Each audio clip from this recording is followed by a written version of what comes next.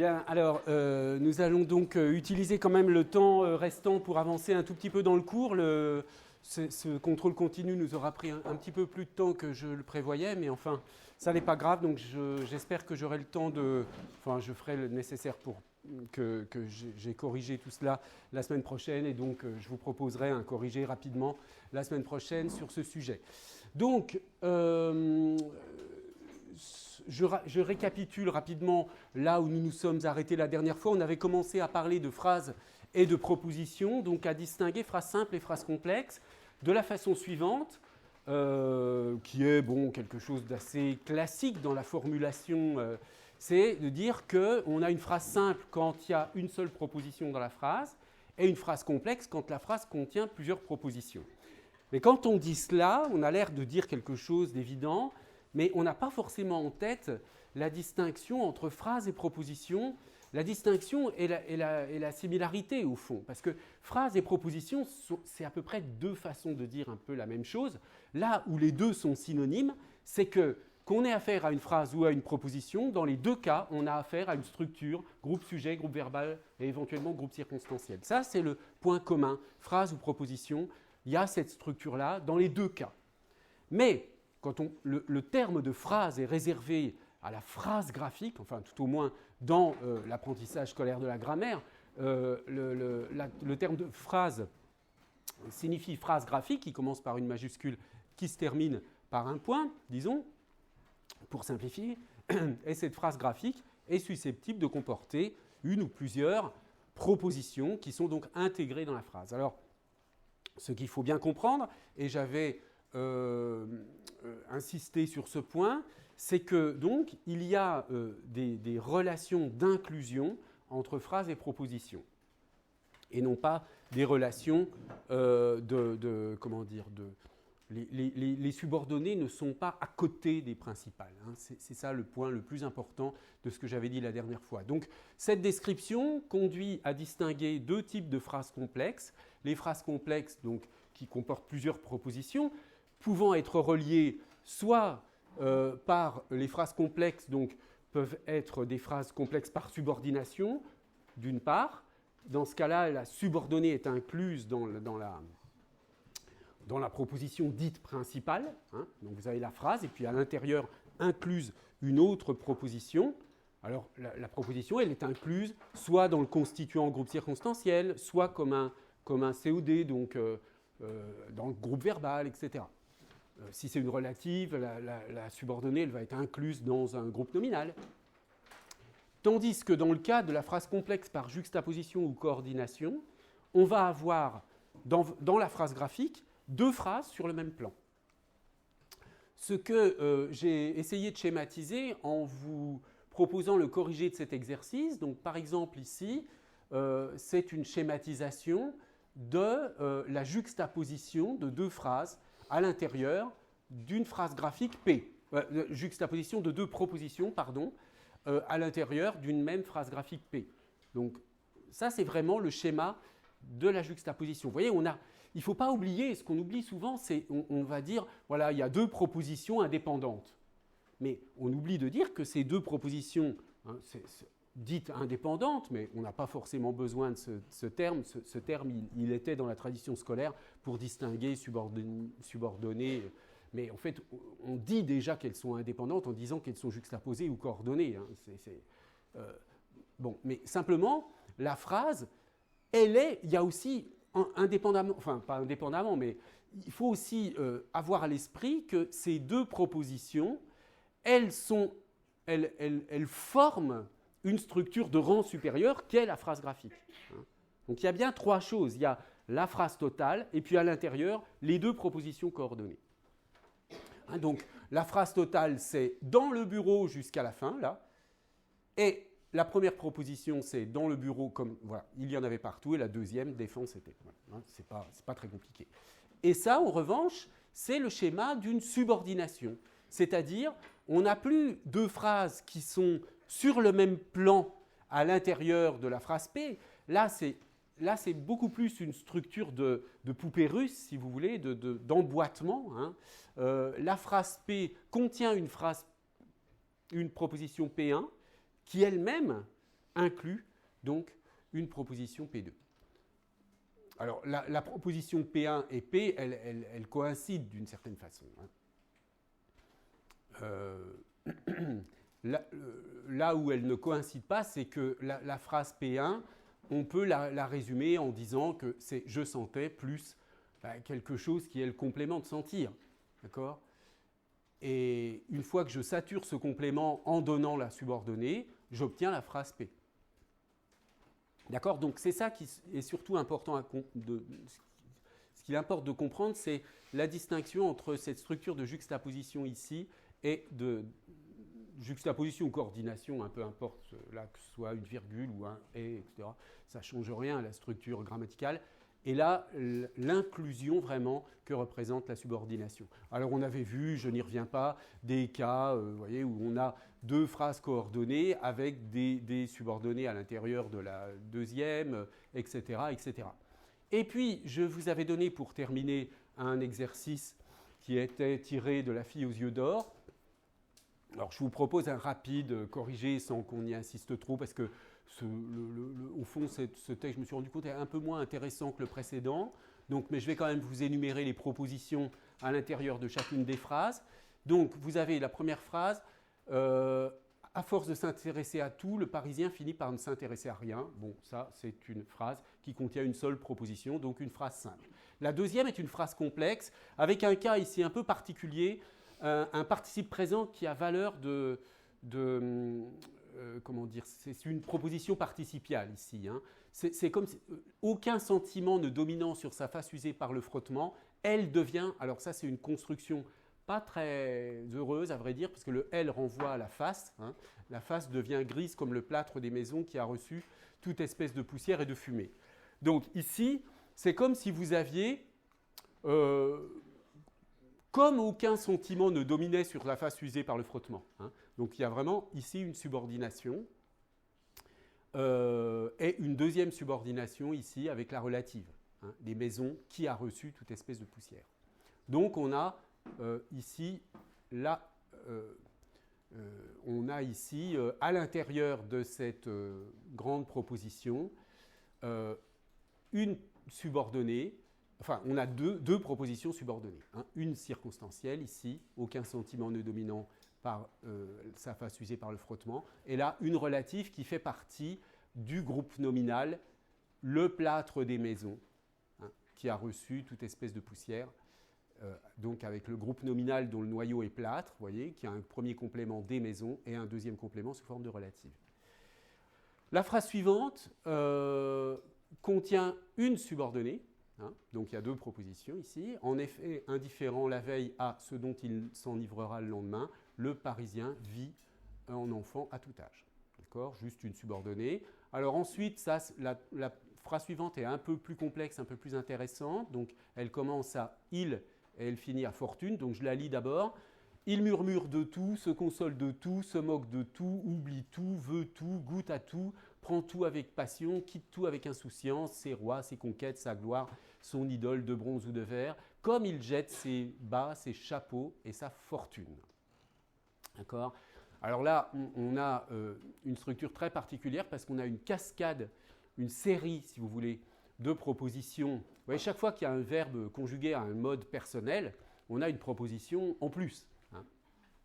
Donc il suffit de compter le nombre de verbes pour avoir le nombre de propositions. Simplement ici, on a une série de propositions qui sont toutes juxtaposées.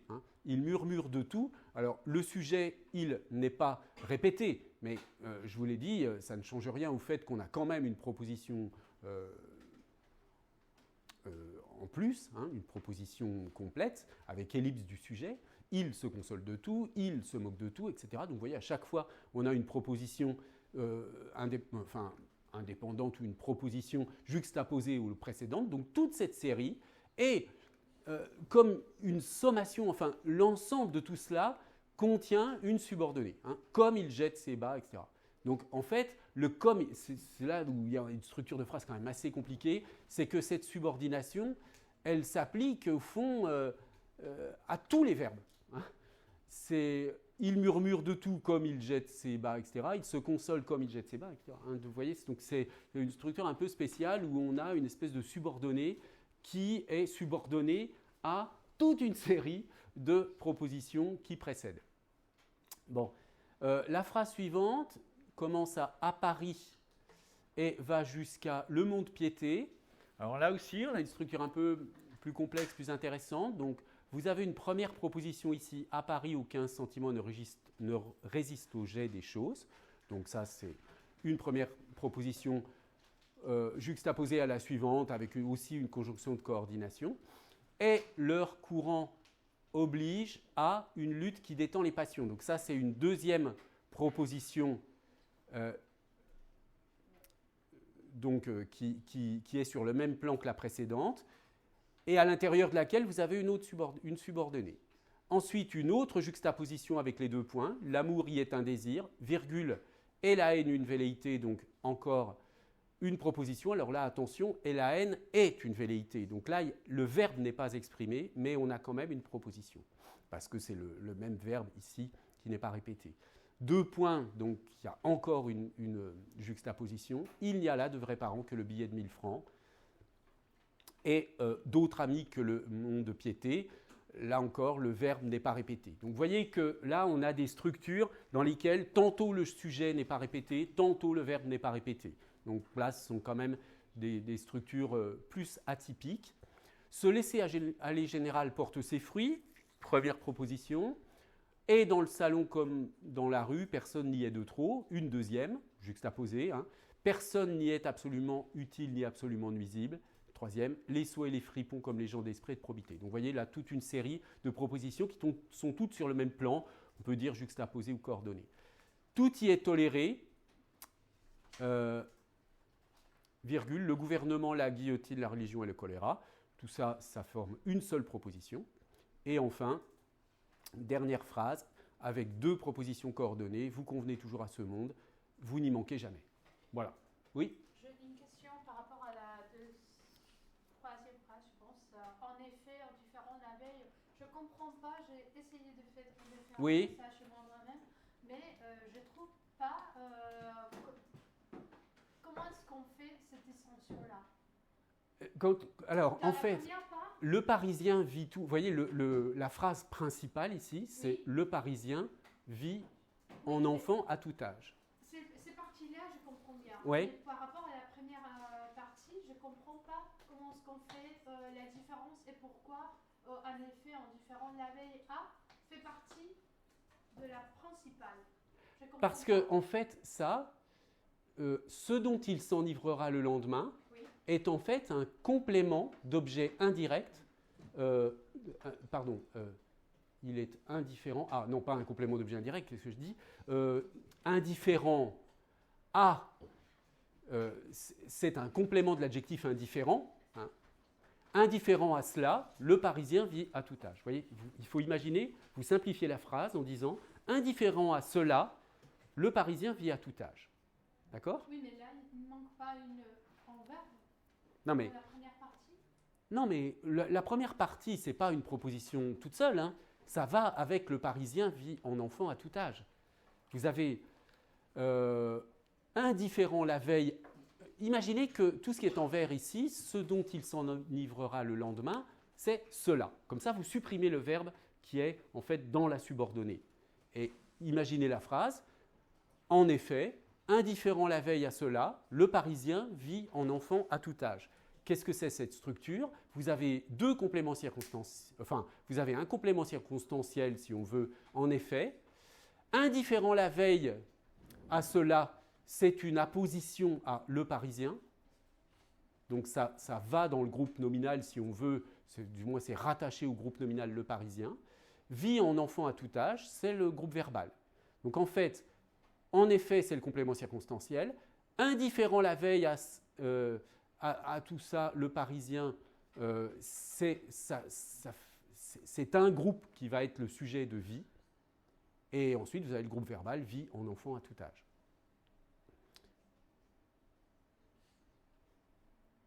D'accord ?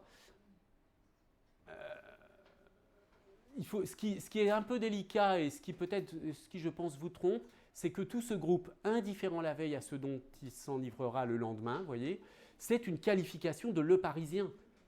en fait, ça se rattache au groupe nominal le parisien.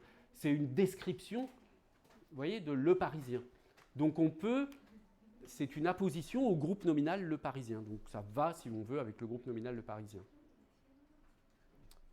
Et donc, la subordonnée, elle est à l'intérieur de ce groupe nominal. La subordonnée, ce dont il s'enivrera le lendemain. Et donc, c'est une subordonnée de... Bah là, ici, c'est une relative, hein, avec don. C'est une relative substantive, on verra ça dans le détail, hein, peu importe ce type de relative, je vous expliquerai ça plus tard. Mais ce qu'il faut comprendre, c'est que c'est une subordonnée, clairement, hein, qui est à la place d'un nom, hein, en fait, si vous voulez, c'est l'équivalent d'un nom. Indifférent la veille à ce dont on pourrait dire au lendemain, indifférent la veille à... j'ai utilisé un pronom démonstratif cela, mais on pourrait dire indifférent la veille à la suite. À, Le problème que j'avais exactement pour trouver cette subordonnée-là, c'est que je ne savais pas par rapport à quoi. Oui, eh bien, c'est subordonné à indifférent. Indifférent à quelque chose. Okay. Indifférent, bon oui, il suffit de dire à quelque chose plutôt qu'à cela, peut-être c'est plus clair. Indifférent la veille à quelque chose, et ce dont il s'enivrera le lendemain tient lieu du quelque chose. Et vous voyez, quand vous dites indifférent à quelque chose, vous comprenez bien que le ce dont dépend de indifférent. D'autres questions? Bon, je suis désolé, je vais un petit peu vite sur ce corrigé, et puis en plus, ce sont des exemples, c'est pour ça que je vais assez vite, parce que je me suis rendu compte après coup que c'était pas, honnêtement, c'était pas un très bon texte, parce qu'il y a trop de cas un peu marginaux, donc c'était pas un très bon exercice à vous proposer, je changerai ça l'année prochaine. Alors, est-ce que j'ai le temps de vous dire un mot des types de phrases? Oui, très vite, parce que c'est des trucs très faciles. Donc, voilà. Maintenant, on analyse les phrases, donc on a vu la structure avec les propositions. Maintenant, il y a autre chose à dire au sujet de la phrase, c'est ce qu'on appelle les types de phrases. Donc, dans la terminologie actuelle, on distingue trois grands types, déclaratif, interrogatif, impératif. Dans les anciennes terminologies, on ajoutait le type exclamatif. Hein. Mais en réalité, ce type exclamatif prétendu, on a des arguments pour dire qu'il n'est pas sur le même plan que les autres, parce qu'en fait, ces types-là correspondent, dans une analyse linguistique un peu plus fine, à ce qu'on appelle des valeurs pragmatiques. Hein. C'est-à-dire que c'est des types d'actes, en fait. Quand vous parlez, vous ne faites pas que parler. On fait quelque chose en parlant. Hein, on fait quelque chose en parlant.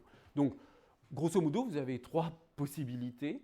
Soit, dans le type déclaratif, quand vous parlez, vous présentez ce que vous dites comme vrai. Vous affirmez quelque chose, hein, vous présentez ce que vous dites comme vrai. Cette chimiste travaille dans un laboratoire.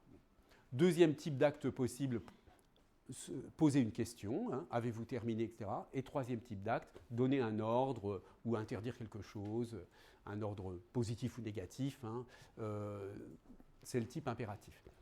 Ce sont des types d'actes au sens vraiment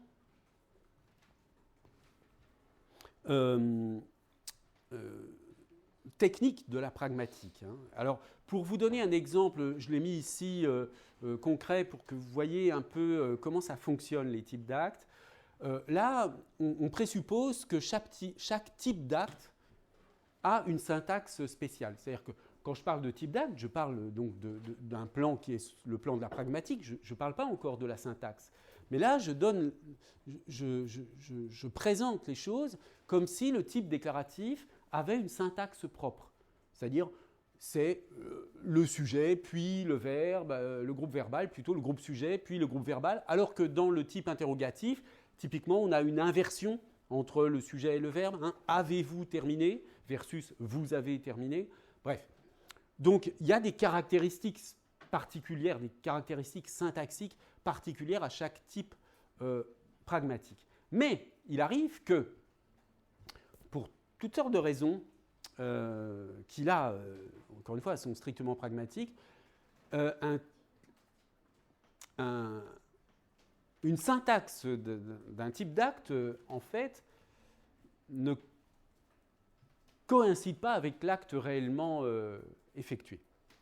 Un exemple tout bête. Hein. Est-ce que tu peux me passer le sel ? Vous êtes à table, vous demandez à quelqu'un, est-ce que tu peux me passer le sel ? Si on l'interprète comme ce que ça a l'air d'être, c'est-à-dire une question, qu'est-ce que vous faites quand on vous dit, quand on vous pose une question ? Est-ce que vous avez terminé ? Vous dites oui ou non. Est-ce que tu peux me passer le sel ? Vous dites oui ou non. Oui, je peux. Mais vous ne faites rien. D'accord ? Alors, ce n'est pas du tout ce que la personne veut dire quand elle vous demande. Sauf, alors, à imaginer une situation dans laquelle vous êtes très loin du sel, il faut faire un effort pour essayer de l'attraper. Est-ce que tu peux attraper le sel ? Oui, je vais essayer, mais je ne suis pas sûr d'y arriver. Non, ce n'est pas dans un sens ordinaire. On pose cette question, peux-tu me passer le sel ? Pour en réalité dire à la personne, passe-moi le sel. Donc, autrement dit, c'est une interrogation du point de vue de la syntaxe, mais qui, du point de vue pragmatique, a une valeur impérative. Donc, il faut faire attention, et ça, il est possible que je vous interroge sur ça au moment de l'examen. En tout cas, c'est possible que vous tombiez sur des phrases de ce type-là à l'examen, où vous avez un acte, une syntaxe, par exemple, d'interrogation, mais un type d'acte qui corresponde à de l'impératif. Un autre exemple tout bête, tu viens, point d'exclamation, c'est un ordre, c'est un type d'acte impératif, mais qui a une syntaxe déclarative. Hein ? Tu viens, c'est pas, on n'utilise pas l'impératif. Hein. Pour le type impératif, il y a deux solutions qui sont illustrées ici. Soit vous utilisez le mode impératif, ouvrez la fenêtre, mets le livre dans la bibliothèque, ou bien le subjonctif, hein, pour la troisième personne, qu'il sorte.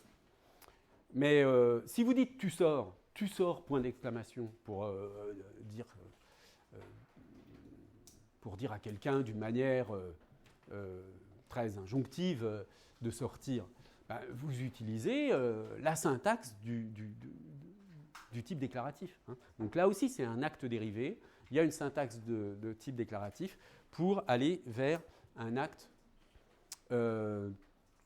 qui n'est pas déclaratif mais impératif. Donc attention à ces types d'actes. Et ensuite, donc, vous avez opposé au type de phrase ce qu'on appelle les formes de la phrase qui là sont facultatives. Parce que les types d'actes, j'ai oublié de le dire, mais c'est très important, n'importe quel énoncé. Alors là aussi, je n'insiste pas, mais bon, quand même, ça je pense que vous savez, la différence entre une phrase et un énoncé. Hein. La phrase, c'est la phrase théorique, si vous voulez, non employé par quelqu'un. Et l'énoncé, c'est lorsqu'il est employé par quelqu'un à un moment donné. Donc, quand vous avez un énoncé, il est obligatoirement soit interrogatif, soit impératif, soit déclaratif. D'accord ? Obligatoirement. Mais il est facultativement négatif, passif ou exclamatif. Ce qui vous montre que l'exclamation est un cas est un cas totalement différent quand même du type déclaratif, interrogatif ou exclamatif. Vous voyez, c'est que ça se surajoute au type déclaratif, hein, ou au type interrogatif, ou au type impératif. Vous pouvez très bien avoir ouvrez la fenêtre sans point d'exclamation ou avec un point d'exclamation. Avez-vous enfin terminé ? On peut hésiter parfois. Si on veut donner une tonalité exclamative, une touche exclamative à cette interrogation, on peut très bien avoir un point d'exclamation qui alterne avec un point d'interrogation. Hein. Donc on voit bien que la forme exclamative, ce n'est pas un type au sens, c'est bien une forme de phrase et pas un type de phrase au sens de l'opposition entre déclaratif, interrogatif, impératif. Et puis donc vous avez la négation et le passif. J'y reviendrai la prochaine fois, en particulier sur la négation. Parce qu'il y a quelques petites choses un peu plus détaillées qu'on peut expliquer sur l'interrogation, mais sur la négation. Mais vous voyez, cette distinction entre type de phrase et forme de phrase, avec ces trois formes principales, Ça donne déjà un premier aperçu de ce qu'on peut décrire au sujet des phrases. On verra la semaine prochaine qu'on peut bien sûr approfondir, et il y a d'autres formes possibles, par exemple l'emphase, mais il est déjà l'heure est là. Je vous en parlerai donc la semaine prochaine. Voilà, merci de votre attention donc, et à la semaine prochaine.